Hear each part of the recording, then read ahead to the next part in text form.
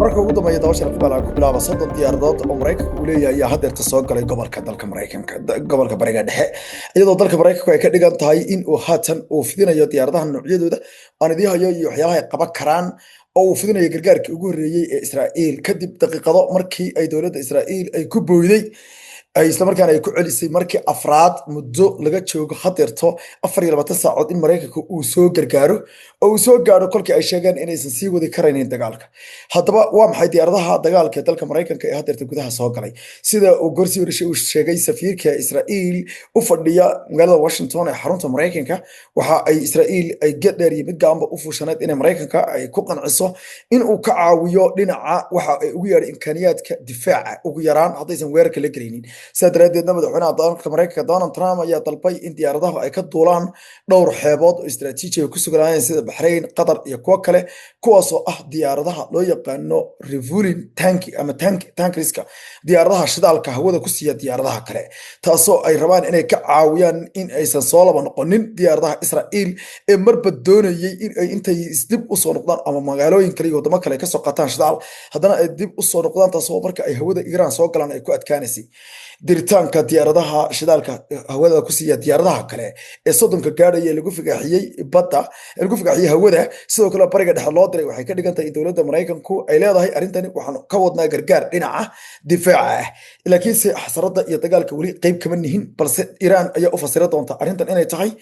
tu wala kaca oo muujinaysa in Mareykanku uu arintan doonayo Israa'iil waxay sheegtay inaysan sii wadi karin daalka aadka u xooggan iyo kala bedelista diyaaradeeda diyaaraduna ay ku burburi karaan marka kasta oo ay raadarka dhaqdhaqaaqa ee Iran uu la socdo soo kicitaanka asalka meesha ka yimaadeen ay keeni karto in la beegsado laakiin hadday hawada ku jiraan oo markay u baahdaan shidaal hawada lagu siiyo taas waxay yareynaysaa ayaa khatarta dhinaca soo daadinta iyo talaabooyinka ay qaadi karaan Iran iyo ciidankeeda awoodda badan ee dhinaca ilaalada kacaanka wadakaasi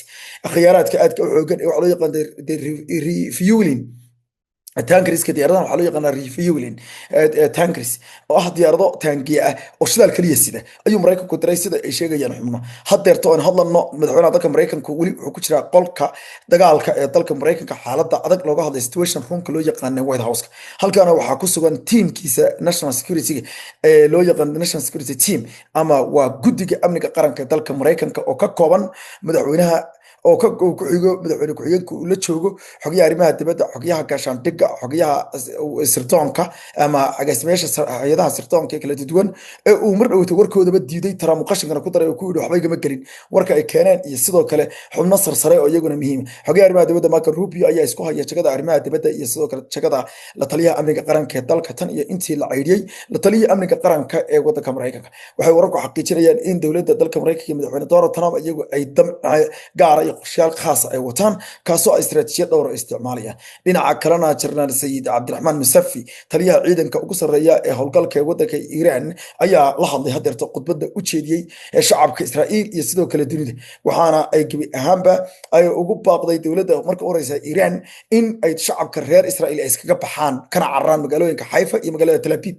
sidoo kale waxay sheegtay Iran ciidankeedu in ay bilaabi doonaan hadeerto dagaalka dhabta Iran ilaa iyo hadeerto ayuu yiri Sayid Musafi waxa kaliya ay waday waxa weeye iska caabin iyo sidoo kale ka hortagis iyo sidoo kale legdan iyo baratan hadeer laakiin waxaanu bigay doonaa xasarada dhabta daboolka ayaanu ka qaadi doonaa marka aaburka laga qaadana libnadu intaysan soo bixin ayuu yiri Britole waxa dhici karta ayuu yiri gontir sidoo kale waxa dhici doonta ayuu yiri carada iyo gacanta adag ee Iran in la dhadhamiyo wuxuu sheegay in wixii hore oo dhan ay ahaayeen wax iska bix dhinaca kale dowladda Iran ayaa mamnuucday isticmaalka dhammaan baababka ay ka mid tahay WhatsApp-ka iyo Telegram-ka oo labaduba ay sheegeen in ay dadka lagu target gareysanayo ama lagu shirqoorayo inkastoo dowladdu aysan xidhin laakiin dadka ayay waxay ka dalbatay in si mutadawacnimo ah ay soo xidhaan baraha WhatsApp iyo barta Telegram oo labaduba u shaqeynaya Iran cadawga nidaamka sahniyada sida daraadeedna midna laga leeyahay isku tag Imaaraadka Carabta oo nin dhalashada isku tag Imaaraadka Carabta iyo Faransiiska iyo Ruushka wada haysta uu leeyahay Telegram midna Mareykanka laga leeyahay WhatsApp-ka waxayna uga digeen in ay taasi keeni karto tallaabooyin dhowr ah waxaan dhinaca kale u sheegtay in dhammaan dowladda saraakiisheeda laga mamnuucay inay isticmaalaan barnaamijyada noocaas oo kala la ajiga in lagu ogaaday dhammaan saraakiishii la gabawarayay in hanaanka ugu badan ee loo soo raacay ay kuwan ahaayeen. Tan ayaa u muuqda in dagaalku hadeerta qadhaadh uu galay, foolxumadiisii in ay si dhaba u bilaabatay. Dowladda Maraykanku si rasmi ah umaysan cadaysan 30 diyaaradood ee ay hawada soo gelisay in ay noqon doonaan kuwo si dhaba u taageeri doona hanaanka shidaal siinta ama hanaanka loo yaqaano refuelinka diyaaradaha dagaalka ee Israa'iil ee dagaalka ku jira. Marka sharci ahaan iyo qaanuun ahaan marka la fiiriyo arrinta waxay noqon doontaa taageerid dhinaca dagaalka iyo siin tabarta dagaalka iyo weliba tayada ay u baahan yihiin in ay gabiyaanba ay kusii weeraraan ama kusii weeraraan Israa'iil goobaha ay u baahan yihiin. Dhinaca kale Israa'iil waxay sheegtay in ay goobo badan oo ay ku jiraan xaruntii Shahraan ee oil depot ka ahayd ama oil depot inay weerartay. Iran mar kale ay sheegtay in sidoo kalena one holding tower-ka loo yaqaan ugu waaweyn ee taawarada waaweyn ama dhowr iyo 10 dawr bahal ka kooban dhowr iyo 10 dabaq ay weerar ku qaaday. Waxay kaloo weerar ku qaaday wasaaradda cadaaladda meel u dhow, laakiinse Israa'iil waxay xaqiijisay in dhibaato aad u xooggan ay kala kulantay jawaab celinta Iran. Iran waxa ay 3 goobood oo sirdoonka Israa'iil ay leeyihiin ku burburisay ee ahaa xarumihii dhexe ee Israa'iil ee magaalada Tel Aviv. Waxaa la sheegay 2 kamid ah in ay burbureen oo burbur aad u baahan soo gaareen qaraxyada halkaas ka dhacayna. Waxaa la sheegay inay aad u badnaayeen. Israa'iil ayaa diiday in warbaahinta madax bannaan ee goobtaasi tagto, halkaana ay gaaraan qaar ka mid ah ay yiraahdeen gantaalaha iyo ay gaaraan warbaahinta si ay Israa'iil u soo eegaan khasaaraha loo geystay. Laakiin Israa'iil ayaa u eg in ay ka gaabsatay ama ay diiday ama ay noqotayba mid markaasi ka baqaysa in sawaxanka dadka iyo carada dadku ay ku sii badato marka la soo saaro sida xaqiiqda ah ee halkaasi ay uga dhaceen. Iyadoo wararku dhinaca kale sheegayaan in ka badan 2,700 oo qof oo Israa'iiliyiin guryahoodii si xooga looga saaray, kuwaas oo dad jilicsan kadib markii ay soo saartay dowladda